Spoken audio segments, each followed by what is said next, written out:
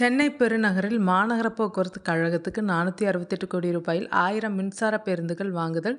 திருவொற்றியூர், விம்கோ நகர், மாதவரம், அசசி நகர் இடையே 11 கிலோமீட்டர் தூரம் metro rail விரிவாக்க திட்ட அறிக்கை தயாரிப்பு உள்ளிட்ட போக்குவரத்து மேம்பாட்டுக்கான 27 திட்டங்களுக்கு 3366 கோடி ரூபாயை பட்ஜெட்டில் ஒதுக்க வேண்டும் என தமிழக அரசுக்கு போக்குவரத்து குழுமமான கும்டா கடிதம் அனுப்பியுள்ளது. சென்னையில் போக்குவரத்து திட்டங்களை ஒருங்கிணைக்க கும்டா என்ற போக்குவரத்து குழுமம் துவங்கப்பட்டது. முதல்வர் தலைமையிலான இந்த குழுமம் போக்குவரத்து சார்ந்த திட்டங்களை அரசுக்கு பரிந்துரைத்து வருகிறது.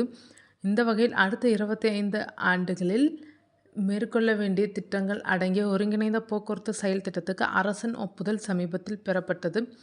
ஒவ்வொரு துறை வாயிலாகவும் அடுத்த 25 ஆண்டுகளில் மேற்கொள்ள வேண்டிய திட்டங்கள் குறித்து விபரங்கள் அதில் இடம்பெற்றுள்ளன. இந்நிலையில் 2026-27 நிதி ஆண்டுக்கான பட்ஜெட் வரும் 17ஆம் தேதி தமிழக அரசு தாக்கல் செய்ய உள்ளது. இந்த பட்ஜெட்டில் சென்னை பெருநகரின் போக்குவரத்து மேம்பாட்டுக்காக அறிவிக்க வேண்டிய திட்டங்களை கும்டா பரிந்துரை செய்துள்ளது. இது தொடர்பான பரிந்துரை பட்டியலை கும்டா உறுப்பினர் செயலர் ஜெயக்குமார், வீட்டு வசதி மற்றும் நகர்ப்புற வளர்ச்சித்துறை செயலர் காகர்லா உஷாவுக்கு அனுப்பியுள்ளார்.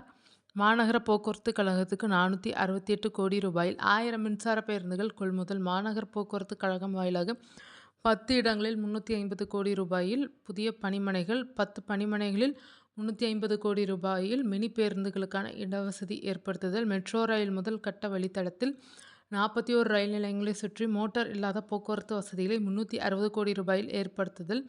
மெட்ரோ ரயில் நிறுவனத்துக்காக 150 மைக்ரோ பேருந்துகள், 70 மினி பேருந்துகள் 55 கோடி ரூபாயில் வாங்க வேண்டும். திருவொற்றியூர், விம்கோ நகர், மாதவரம், அசசி நகர் 11 கிலோமீட்டர் தூரம் மற்றும் கிளாம்பாக்கம், செங்கல்பட்டு 27 கிலோமீட்டர் இடையே மெட்ரோ ரயில் சேவைக்கு விரிவான திட்ட அறிக்கை தயாரிக்க 4 கோடி ரூபாய். கிழக்கு கடற்கரை சாலை, திருப்போரூர் சாலை 3.3 கிலோமீட்டர் தூரம் 33 கோடி ரூபாயில் விரிவாக்கம்.